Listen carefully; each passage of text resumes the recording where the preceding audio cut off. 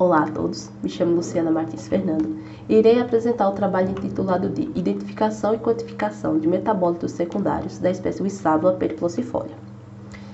Ao longo das gerações, as pessoas fizeram uso de plantas para fins medicinais e essas experiências permitiram conhecer o que chamamos hoje de metabólitos secundários.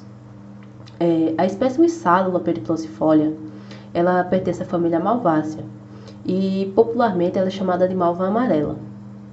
Na medicina tradicional, esta planta é utilizada no tratamento de picadas de cobras e abelhas. A literatura já mostra que essa espécie tem em seu metabolismo secundário flavonoides, esteroides e triterpenos. E diante disso, o objetivo deste trabalho foi fazer um estudo fitoquímico desta espécie. A espécie ela foi coletada no município de Araruna, no estado da Paraíba, e foi identificada pela professora doutora Maria de Fátima Agra. E sua essicata foi depositada no herbário professor Lauro Xavier. O extrato ele foi obtido a partir das partes aéreas, que foram secas, trituradas e submetidas à maceração com etanol 95%.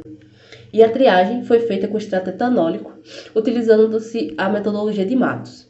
E para a quantificação de flavonoides, utilizou-se o método espectrofotométrico. Como podemos observar na tabela, os metabólitos identificados durante a triagem foram flavonoides, alcaloides, esteroides, saponinas, taninos e cumarinas, sendo os três primeiros os metabólitos de maior prevalência. Já na quantificação de flavonoides, utilizamos como padrão o flavonoide rutina, e após as análises, tivemos um resultado de aproximadamente 13 mg de equivalentes de rutina por grama de extrato etanólico da espécie em estudo. Então, diante disso, podemos concluir que os resultados obtidos, eles corroboram com os estudos existentes já na literatura. E os flavonoides, como podemos observar, eles são os metabólitos de maior abundância nesta espécie. E para as atividades farmacológicas, pode-se dizer que possivelmente elas estão ligadas à presença destes metabólitos.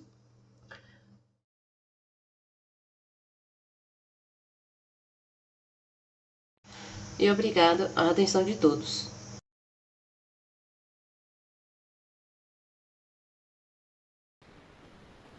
Apresentando o trabalho Otimização da produção de biodiesel, utilizando um catalisador magnético à base de óxido de zinco, ferrita níquel zinco e óxido de ferro, produzido em escala piloto por reação de combustão, e um planejamento fatorial, a partir do óleo residual. Esse trabalho tem autoria de Adriano Lima, Michel Silva, Helder de Lucena, Ana Flávia Félix, Vitória de Andrade e orientação da professora doutora Ana Cristina Figueiredo. Nos últimos anos, pesquisas sobre combustíveis renováveis sustentáveis foram altamente priorizadas em muitos países ao redor do mundo. Um dos principais substitutos de combustíveis fósseis é o biodiesel, um combustível renovável que compreende monômeros de ácidos graxos provenientes de óleos vegetais ou animais, assim como gorduras e óleos residuais, estes ricos em ácidos graxos livres. Diante desse contexto, o presente trabalho teve como objetivo produzir um catalisador magnético de composição óxido de zinco, ferrita níquel zinco e óxido de ferro, que foi sintetizado por reação de combustão em escala piloto e aplicado na conversão do óleo residual em biodiesel, por meio de reações simultâneas de transesterificação e esterificação, ATES. Os resultados indicaram a formação de um catalisador constituído por uma mistura de fases. As fases foram óxido de ferro, ferrita níquel zinco e óxido de zinco. A caracterização magnética indicou que o catalisador sintetizado é ferromagnético, com uma magnetização de saturação de 6,12 mol por grama e um campo coercitivo de 5,3 Gauss. Nas reações de TES do óleo residual, o catalisador foi ativo, apresentando conversão de 96,16% em ésteres etílicos e uma vida longa útil, mantendo a sua atividade sustentada após 2 ciclos de reutilização consecutivos. O desenho experimental foi significativo e apresentou um nível de confiabilidade de 95%. Quer dizer, o planejamento experimental ele foi confiável e apresentou uma variabilidade de 95% de confiança. Em resumo, um novo catalisador composto por uma mistura de fases magneticamente ativas foi desenvolvido e aplicado com sucesso na síntese de biodiesel a partir do óleo residual.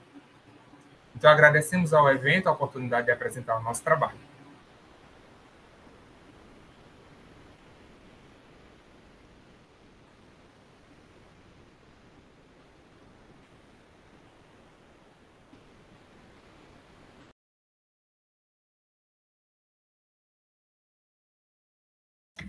Olá, meu nome é Jéssica, eu sou mestre em Química pelo PPGQ UEPB, e durante o mestrado desenvolvemos uma pesquisa sobre a influência dos efeitos estruturais nas propriedades fotocatalíticas do dióxido de estanho.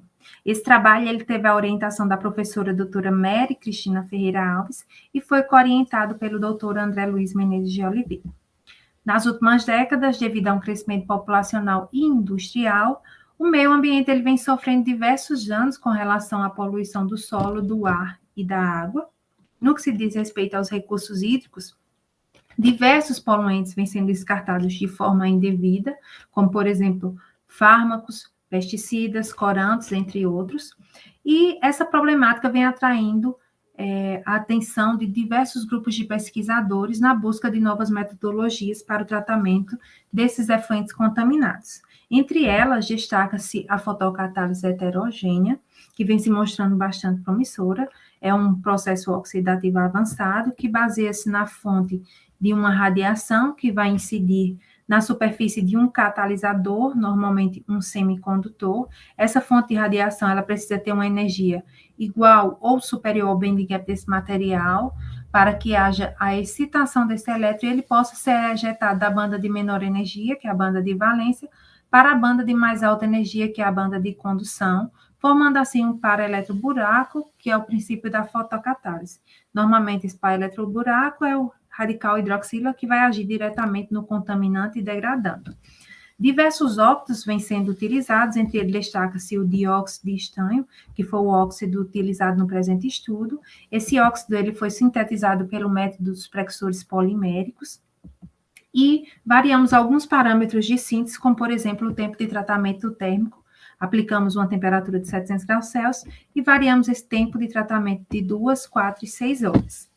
Por fim, obtivemos os materiais e encaminhamos para caracterizações, como, por exemplo, a difração de raio-x, que confirmou a estrutura tetragonal para esse material, bem como o infravermelho, Raman, UV-Vis e microscópio óptico, o qual podemos avaliar as simetrias e assimetrias destes materiais. Aqui nós temos os resultados dos testes fotocatalíticos, onde utilizamos 2 corantes de naturezas distintas, um catiônico, que foi o corante violeta cristal, e o outro aniônico, que foi o corante alaranjado G. Todas as 3 amostras, elas apresentaram boa eficiência fotocatalítica. No entanto, a amostra tratada por 2 horas apresentou um maior resultado, chegando a 91,3% de degradação do corante violeta cristal na amostra tratada por 2 horas e 65% de degradação do alaranjado G. Este resultado ele pode estar relacionado que esse material tratado por 2 horas apresenta um maior grau de assimetria, bem como um menor tamanho de cristalito e uma maior área superficial. Também variamos alguns outros parâmetros, como massa de catalisador e concentração de corante. Desde já, gostaria de agradecer ao terceiro workshop paraibano, ao UEPB, ao PPGQ, ao MATPECA.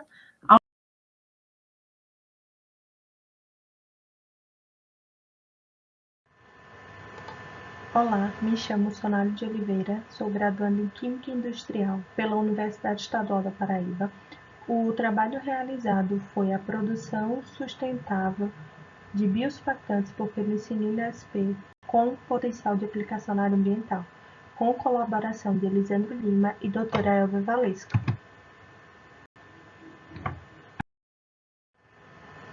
Os biosurfactantes eles são caracterizados por serem provenientes das reações metabólicas de fungos e bactérias durante o processo de fermentação. Então, é um processo que resulta em produtos biodegradáveis, tendo baixo custo nesse processo, e seus produtos são aplicáveis desde produtos de cosméticos até saneantes. O objetivo do trabalho foi fazer a produção e investigação do biosurfactante utilizando resíduos agroindustriais como meio de baixo custo. A metodologia empregada foi o processo de fermentação submersa, com planejamento fatorial de 2 segunda, tendo inoculação de 40 discos do fungo penicilino escleriotido USP-1040, com substrato de soro de leite e óleo pós-fritura e água destilada, com incubação de 28 graus durante 96 horas e agitação de 150 RPM.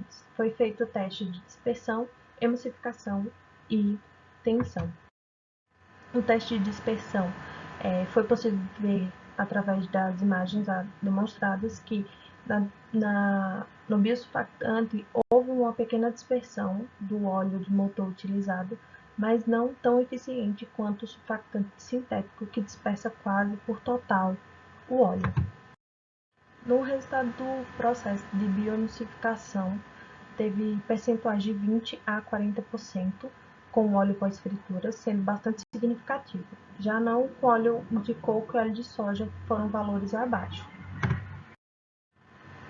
Então, houve de fato a produção do biosurfactante através do teste de tensão, que com relação à tensão da água de 72,36, o do biosurfactante foi de 60, como também a alteração do pH, de 4,72 para 5,71. Porém, o índice de emulsificação foi o melhor resultado, de 42,86%, tendo realmente aplicação para a parte ambiental como bioemulsificante. Obrigada. Essas foram as nossas referências.